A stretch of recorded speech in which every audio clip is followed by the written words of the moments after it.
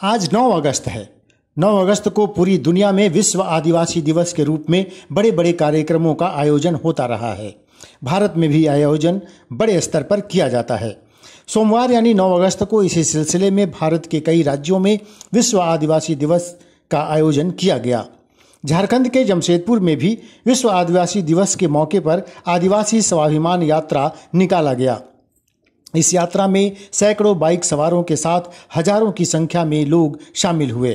गौरतलब है कि जमशेदपुर में मानगो स्थित जमुना चौक से विशाल यात्रा शुरू हुई और बाबा तिलका मांझी चौक तक जाकर लगभग 35 किलोमीटर की ये दूरी तय कर यह यात्रा समाप्त हुई। इस यात्रा में जुलूस की शक्ल में तरह तरह की झांकियां शामिल थीं। नौजवान लड़के लड़कियां, बड़े बुजुर्ग सभी बड़े उत्साह के साथ इस रैली में हिस्सा ले रहे थे।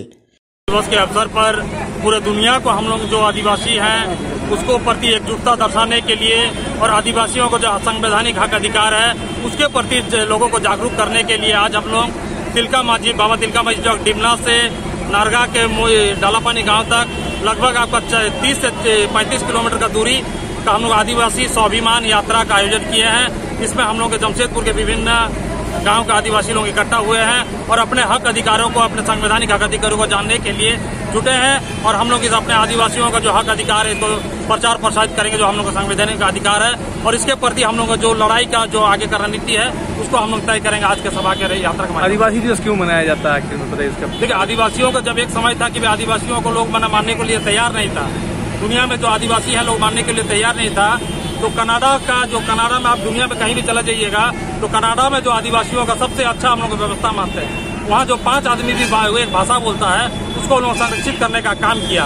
उन्होंने यूएन में एक प्रस्ताव दिया था कि भाई आदिवासियों का जो है उनको एक वजूद के लिए उनको मानने के लिए कि आदिवासी लोग यहाँ पे हैं, तो उनको हम लोग एक दर्शाने के लिए उसको मनाया जाता है कि आदिवासी भी हैं, उनके हक अधिकार भी हैं। और कनाडा में सबसे पहले आदिवासियों का नेशन का, आदिवासियों का नेशन यानी आदिवासी फर्स्ट नेशन है, फर्स्ट नागरिक वहाँ का आदिवासी है। और हम लोग का भी यही मानना है कि पूरा दुनिया का जो आदिवासी वो पहला नागरिक है इस दुनिया का और इस धरती का, उसके बाद सब है। तो अपना नाम और पद बताइएगा। दीपक रंजीत नाम हुआ और हम लोग आदिवासी एकता मंच से जुड़े हैं सब।